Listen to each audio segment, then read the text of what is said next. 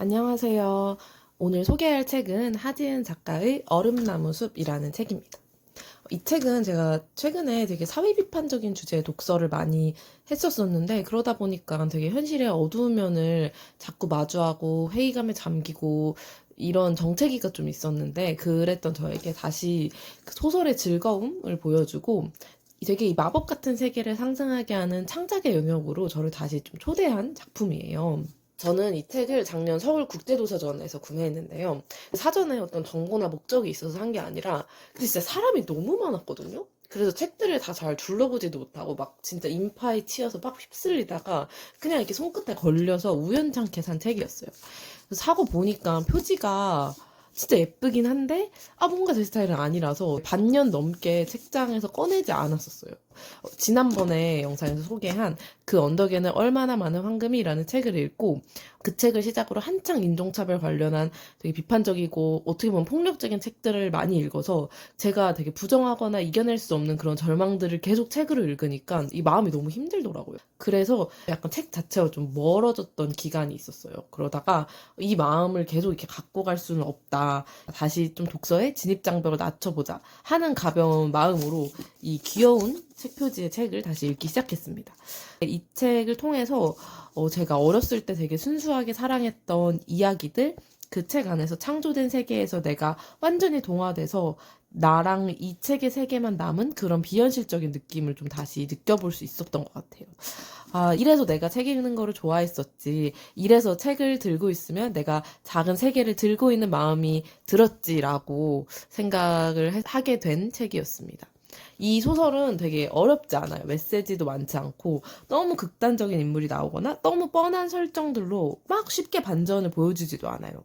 근데 이 배경이 진짜 독특한데요. 음악의 도시라고 불리는 에단에서 만난 두 천재 음악가의 이야기입니다. 요 표지에 그려져 있는 요 두 인물이 메인 주인공인데요.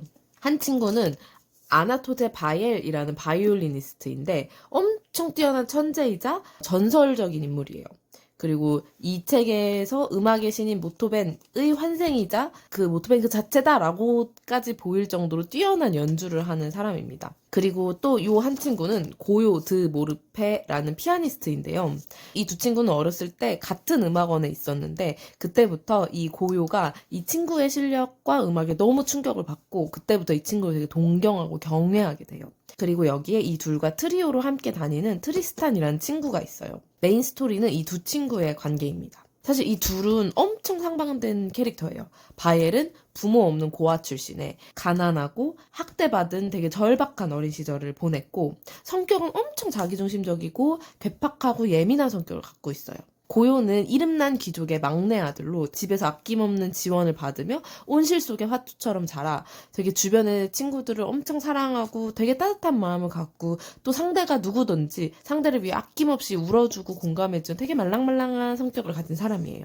바엘은 엄청난 실력으로 엄청난 인기를 누리지만 그 누구도 자신이 표현하는 음악을 제대로 듣는 청중이 없고 다들 관객뿐이라면서 자신의 음악을 들어줄 단 한 사람의 청중을 평생 찾아 헤맵니다. 고요는 이 바엘의 음악을 너무너무너무 사랑해서 그의 음악을 순수하게 동경해서 평생 자신이 그 한 사람의 청중이 되기를 되게 바라는 사람이에요. 그래서 그의 청중이 되기 위해서 미친 듯이 노력하지만 결국 그것이 자기가 아니라는 것을 알고 좌절하고 근데 그럼에도 바이엘의 음악에 대한 순수한 동경으로 그가 결국 그 한 사람을 찾기를 되게 간절하게 바라고 응원하는 캐릭터예요. 이게 이제 기본적인 이 둘의 관계고 이 책을 끝까지 끌고 가는 스탠스입니다. 근데 이 책의 장르는 환상 스릴러예요. 그래서 이 관계를 중심으로 판타지와 스릴러가 함께 일어나요.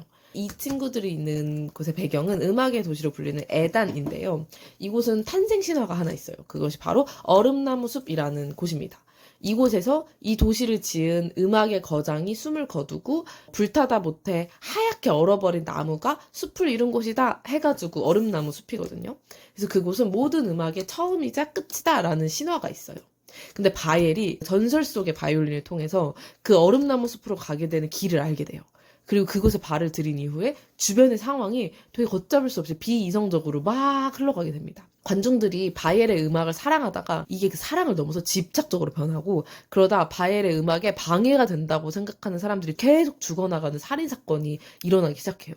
처음에는 바이엘과 결투를 벌인 사람의 약혼녀가 죽고, 그 다음에는 바이엘을 해치려고 한 사람이 죽고, 막 그러다가 그 과정에서 수많은 관중들이 바이엘의 음악을 더욱더 사랑하고 더욱더 유명해지지만, 바이엘이 찾는 사람은 단 한 사람의 청중이기 때문에 이 사람은 계속해서 다 필요 없어, 나는 그 나의 음악을 이해해줄 단 한 사람만을 찾아, 이렇게 계속 찾아갑니다.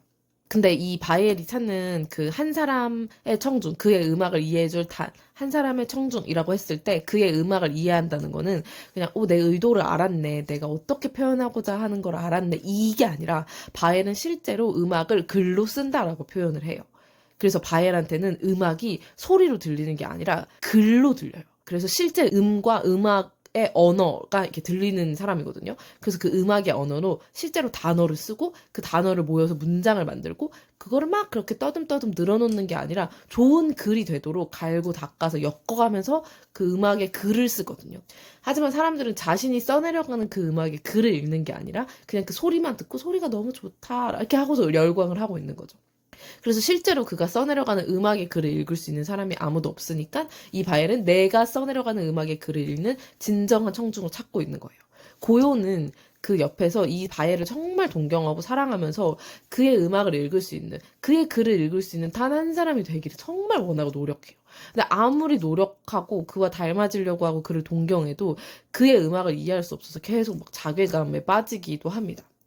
그러다가 한 소설 중반쯤에 바엘은 결국 자신이 평생 찾아 헤매던 자신의 음악을 진정으로 알아듣는 사람을 만나게 돼요. 그리고 그 앞에서 혼신의 연주를 하게 돼요. 그런데 너무 아이러니하게도 그는 바엘의 음악보다 고요의 음악을 더 높게 사요. 그리고 고요의 이 순수함에 좀 더 높은 점수를 줍니다. 이 부분을 한번 직접 읽어드릴게요. 제 음악이 어땠습니까? 단도직입적인 그의 질문에 입을 다무는 키올 백작을 보며 나는 심장이 미칠 듯이 뛰는 것을 느꼈다. 나조차 이렇게 떨리는데 대답을 기다리는 바엘의 심정은 오죽할까. 제발 그의 입에서 바엘의 음악에 찬사를 보내는 말들이 쏟아졌으면. 어땠냐니요? 키올 백작은 이 질문이 바엘에게 얼마나 중요한 것인지 깨닫지 못한 얼굴로 웃으며 말했다. 말이 필요합니까? 당신 말고는 아무도 그런 연주를 할 수 없겠지요. 바엘의 얼굴에 한 줄기 희망의 빛이 스쳤다. 하지만 그런 대답이 나오길 바랬음에도 내가 지금 느끼는 이 감정은 기쁨도 슬픔도 아니었다. 아까 바엘의 연주가 끝났을 때 키울 백작이 짓고 있던 그 표정, 그것은 정말로 그런 것이었나? 그리고 곧 쓴맛을 속에 숨긴 달콤한 과실의 껍질이 벗겨졌다. 하지만 그뿐입니다. 예? 전에도 말했듯이 취향의 차이일 뿐입니다. 당신이 드 모토베르토 통칭을 받을 자격이 충분하다는 것과 최고라는 것에는 이의가 없습니다. 하지만 저는 고요 씨에게 표를 던졌습니다. 그리고 갈라졌다. 악마들이나 즐겨 먹을 법한 가증스러운 그 과실은 속에 품고 있던 독으로 삼킨 자의 입을 쓰게 만든다. 바엘은 눈을 크게 떴다. 그러나 아무리 똑바로 초점을 맞추려 해도 이 현실을 도저히 직시할 수 없는 듯했다. 나는 순식간에 죄인이 되었다. 이 자리에서 절망과 공포 속에 빠져있는 바엘에게 키울 백작은 길고 잔인한 손가락을 들어 나를 가리켰다. 저 존재야말로 너를 이렇게 만든 장본인이라고. 저는 고요 씨의 음악이 더 좋습니다. 그 안에는 누구라도 반할 수밖에 없는 순수가 있지요. 나는 나도 모르게 고개를 저었다. 아니라고. 나는 그런 존재가 못 된다고 웃으며 농담처럼 말하고 싶었으나 결국 내뱉지 못했다. 바엘은 뭔가 그를 지탱하고 움직이게 하던 소중한 것을 잃어버린 사람처럼 텅 빈 눈을 들어 나를 봤다. 그 눈과 마주치자 나 또한 내게서 비슷한 것이 빠져나가는 것 같은 기분을 느꼈다. 대답이 되었으면 이제 가시죠. 사람들이 기다리고 있습니다. 제발 저 입을 막을 수만 있다면 뭐라도 할 수 있을 것 같았다. 흘러내린 머리카락이 눈을 가리고 있어 나는 그의 표정을 볼 수 없었다. 다만 그가 이러는 것이 화를 내거나 울부짖는 것보다 훨씬 무서웠다. 이렇게 절망한 바엘은 결혼과 함께 음악을 그만두고 은퇴하겠다고 합니다. 그러자 바엘의 음악에 매료되어 버린 관중들이 점점 상황을 막 악화시켜요. 그가 음악을 그만두는 이유로 그의 약혼녀가 비난을 받다가 그의 앞에서 살해당하고, 그가 약혼녀의 장례식에서 정말 뼈를 깎는 진혼곡을 연주하자 그것을 듣고 싶어서 사람들이 자신의 가족이 살해당해도 황홀하게 그 시체를 들고 바엘을 찾아가서 우리를 위해 진혼곡을 켜주세요. 당신을 위해 이 사람이 죽었으니 우리를 위해 그 음악을 들려주세요. 라고 하는 등 점점 이 도시가 되게 미쳐가기 시작해요. 바엘이 되게 꼭두가시처럼 평생 이 도시의 사람들을 위해 연주하다 죽어야지 되게 직성이 풀릴 것처럼 사람들이 막 폭동도 일어나고, 뭐 아무튼 온 도시가 막 광기에 휩싸입니다. 그래서 이 모든 상황들이 막 치닫고 치닫다가 결국 이 두 친구를 다시 이 얼음나무 숲으로 불러들이게 돼요. 그리고 세 번째 친구였던 트리스탄과 그 연인을 제물로 삼아서 마지막에 이 얼음나무 숲의 전설에 얽힌 진실이 드러나고, 이 모든 살인을 일으킨 살인마와 바엘의 그 단 한 사람 청중에 대한 반전도 밝혀지면서 결말이 나게 됩니다. 디테일한 결말은 책에서 한번 직접 확인해 보시면 좋을 것 같아요. 근데 이미 이렇게 듣고 나서 읽으시면 책 내에서 이렇게 주는 몇 가지 힌트만으로도 되게 쉽게 결말을 예측하실 수 있으시겠지만, 결말을 알아도 그 과정으로 이어지는 내용이 아주 재밌기 때문에 되게 즐거운 마음으로 추천드릴 수 있을 것 같습니다. 저는 이 소설을 읽고 사실 이 내용도 좋고 글도 정말 잘 쓰였지만, 이 고요라는 주인공이 가지고 있는 순수한 동경의 마음이 끝까지 되게 아름답게 지켜지는 게 너무 좋았어요. 그래서 이 작가분이 영화 아마데우스를 보고 이 책을 쓰기 시작하셨다고 했는데, 영화에서는 살리에르가 모차르트와의 라이벌 관계에서 그에 대한 되게 시기와 질투에 사로잡혀서 막 집착하고 막 파국으로 이렇게 가게 되잖아요.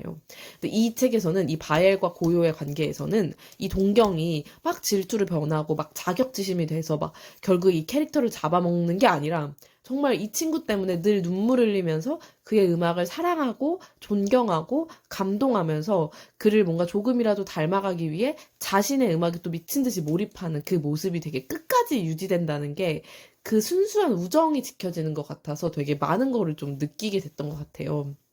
아까 시작 부분에서 말씀드렸던 것처럼 이 고요라는 캐릭터가 가지고 있는 음악에 대한 동경이 제가 어렸을 적에 가졌던 책을 읽는 행위, 소설에서 창조된 세계에 몰입하는 초현실적인 감각들에 대해서 갖고 있었던 순수한 경애를 다시 좀 떠올리게 했던 것 같아요. 그래서 오랜만에 되게 동심으로 돌아가는 경험을 했던 것 같고, 특히 이런 세계관을 창조해서 제시하는 소설 있잖아요. 뭐 막 해리포터를 시작으로 타라 덩컨, 퍼시 잭슨, 섀도우 헌터 이런 것들 내가 얼마나 재밌게 읽었었지? 또 어릴 적에 밤잠을 설치면서 동심을 미친 듯이 자극했던 문학 소설들, 작은 아씨들, 톰소의 모험, 노인과 바다, 막 이런, 내가 그때 진짜 문학과 책을 정말 순수하게 사랑하고 그걸로 되게 행복해 했었는데, 뭐 이런 기억들이 다시 떠오르면서 내가 왜 책을 읽는 걸 좋아했지? 이래서였구나. 이렇게 순수하고 이렇게 온전히 나만의 것일 수 있어서 라는 느낌을 좀 다시 한번 느낄 수 있었어요. 이 책을 읽고 나서 이번에는 되게 객관적으로 어떤 게 좋았고, 뭐 이랬다, 이렇게 말씀드리기보다 좀 저의 너무 개인적인 소감이나 또 그로 인한 소회들을 말하게 된 것 같아서 이런 식으로 리뷰를 해도 되나 하는 생각이 들었는데, 오히려 좀 더 진실하게 책이 가져다 준 저의 경험을 얘기할 수 있고 그거를 좀 다시 머릿속으로 정리할 수 있어서 좋았었던 것 같아요. 되게 오늘 이제 리뷰를 할 때는 이 주제를 이 고요가 가지고 있었던 순수로 이렇게 잡아서 얘기를 해드렸는데, 주제를 이렇게 잡았을 땐 또 이런 감동들이 있었다면은 주제를 사실 음악으로 잡으면은 또 하고 싶은 얘기랑 할 수 있는 얘기가 무궁무진하다고 생각해요. 근데 그 부분은 독자 여러분들께 맡겨보도록 하겠습니다. 되게 유치하지 않고 유려하게, 또 과하지 않고 정도 있게 펼쳐지는 음악 판타지 소설을 찾으시는 분이 있다면, 또 무거운 책 읽기에 지금 좀 지치신 분이 있다면 잠시 이 책으로 머리 식히시고 가시기를 강하게 추천드리며, 하지은 작가의 얼음나무 숲 리뷰를 여기서 마무리하도록 하겠습니다. 감사합니다.